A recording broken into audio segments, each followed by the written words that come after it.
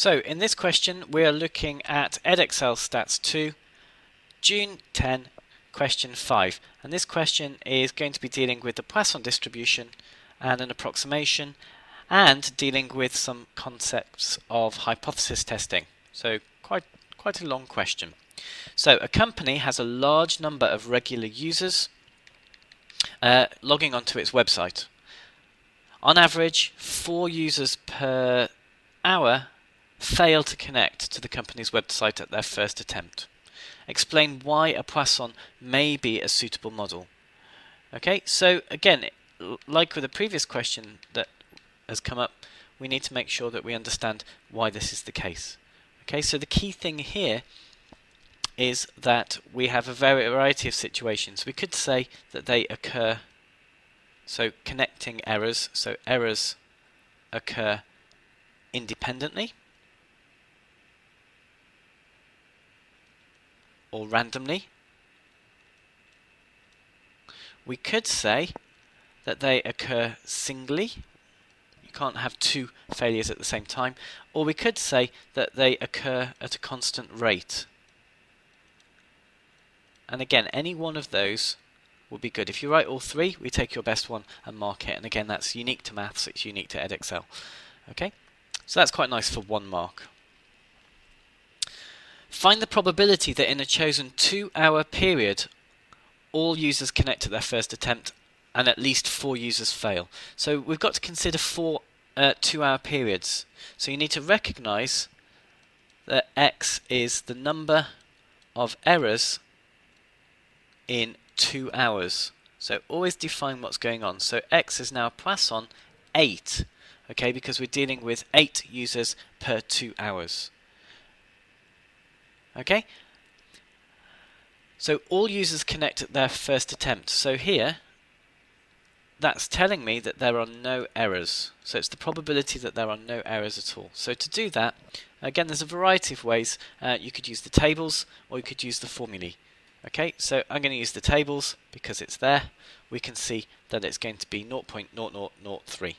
Okay, so that's going to give me 0.0003. For part 2, we're looking at the probability that at least 4. Okay, so at least 4 is 4 or more. Turning it around, probability of x being less than or equal to 3. So again, using my Poisson tables, 0.0424. So it's 1 minus 0.0424, which is going to give me a value of 0.9576. So let's look at how the marks are allocated. Okay, so you get a B mark for choosing the correct Poisson distribution. You then get a method mark and an accuracy mark for using a table correctly, which is a lot of marks here. And likewise, you get a method mark for recognizing that we're doing 1 minus a probability from a table, and then an accuracy mark for getting the correct answer at the end. So we're then told to use a suitable approximation to test whether or not the mean number of users per hour fails connect has increased. So again, what we have here is the fact that our rate is what we're testing. Okay? So that's what we should be dealing with. And we're testing whether it is increased. Okay? Now, you could argue that because we're doing it over a 12-hour period, okay, your rate really is 48, but it's not. Your rate is per hour, so this is what we should be testing. You could, if you wanted, use mu is equal to 48 and mu is greater than 48, but we're testing the rate, so we should be using those. Okay, and that's going to give you a mark, B1. Okay, now the approximation we're going to use is because lambda is greater than 10, we're going to use the approximation to a normal. So it's 48 root 48 squared. I always like to write my normal distribution as something squared. Okay, now you also need to realize that because we're going from a discrete to a continuous distribution, we're going to have some issues to do with continuity. So our test statistic is 60. Okay, so this is the best method really to deal with the fact that we've got continuity. So I want the probability that I'm going to be greater than or equal to your test statistic. But of course, we need to recognise that this will be 59.5 because of continuity. Very important, that little aspect there. Okay, so to do this, we're going to standardise. So let's consider standardising. So Z is equal to X minus mu on sigma, as we would do on S1. So 59.5 minus 48 divided by root 48.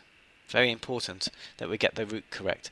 And that's going to give me a value, a Z value, sorry, of 1.66. Okay? But of course, I'm looking for the top end probability. If we go up and down, 1.66, I'm looking for this probability here. So we can clearly see that it's less than a half. So we need to do 1 minus the probability of X being less than or equal to 59.5. Okay, we can do that from the table. It's going to give me 0.9515.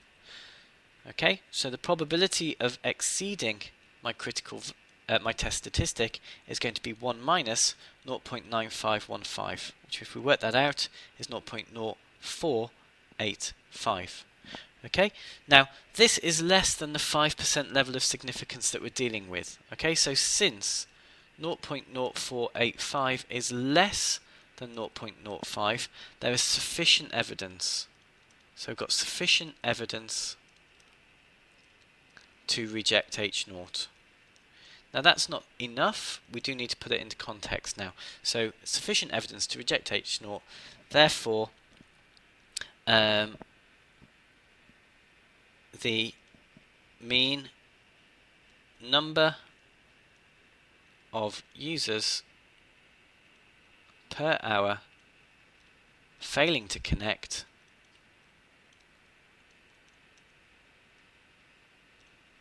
has increased. And again, go all the way back to the question and talk about what the situation is. Okay, so there's a lot of marks here for not very much writing, so let's see how they're allocated. So firstly, by setting the hypotheses, as I've said, you get yourself a B mark. You get yourself an M mark and an A mark for doing the approximation to the normal distribution. You then get M1, M1, A1. Okay, you get the second method mark for using continuity correction, the first method mark for standardizing, and the final accuracy mark for getting your value of probability 0.0485. Okay, so this is where your accuracy gets plugged in. You don't get many marks because normal distribution is really S1, so you don't get as many marks as you would back then. Okay, so marks for the final bit of the hypothesis test. There's usually 2, and it's M1, A1. So you get M1 for rejecting H0, and you get A1 for a correct interpretation. Okay? So there is another way of doing this which is worth sharing, and that is, instead of looking at the probability of it being above your test statistic, what we can do is consider what your critical value would be. So your critical value would be X minus 0.5, and that again, that's because of continuity, minus 48 divided by the square root of 48, and if we're doing a one-tailed 5% test, that should lead me to a Z value of 1.6449. Okay, so rearranging this equation is going to give me 59.9. Okay, so this is your critical value. So what I know is that 60 is in the critical region, because it is greater than 59.9. So since 60 is greater than 59.9, it leads us to the same conclusion to reject H0.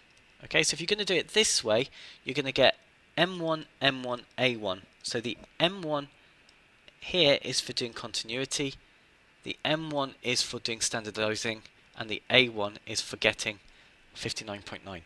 The rest of the marks for the question are the same.